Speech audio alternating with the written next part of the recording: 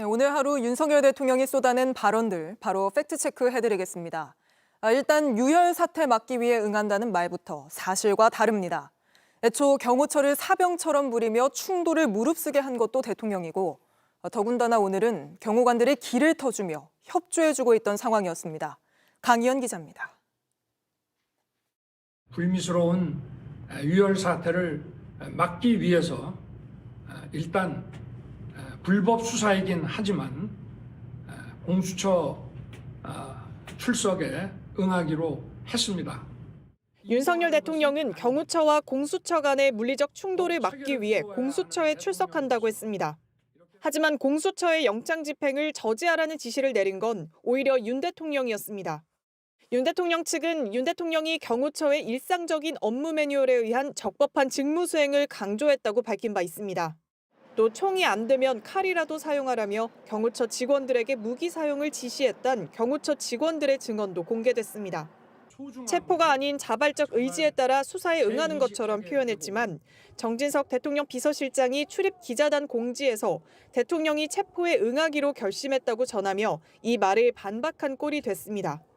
윤 대통령은 공수처가 경호 보안구역을 소방장비를 동원해서 침입해 들어왔다고도 했습니다. 하지만 경찰에 따르면 오늘 집행 과정에서 동원된 장비 중엔 소방장비는 없었고 절단기, 사다리 정도를 사용했습니다.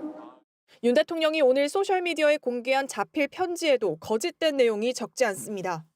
윤 대통령은 선관위 부정선거 의혹을 장황하게 제기하며 칼에 찔린 시신이 발견됐는데 살인범을 특정하지 못한다고 자연사로 우길 수 없는 것처럼 부정선거를 처벌할 증거가 부족하다고 음모론으로 일축할 수 없다고 주장했습니다.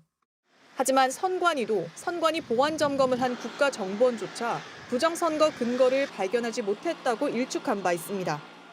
윤 대통령은 12.3 계엄 당시 국회에 280명의 병력만 투입해 소규모 미니 병력으로 초단시간 계엄을 했다고 주장했지만 수사기관은 국회에 특전사 466명을 비롯해 2,446명의 병력이 투입된 걸로 파악했으며 윤 대통령이 총을 쏴서라도 문을 부수고 들어가 의원들을 끌어내란 진술도 있었습니다.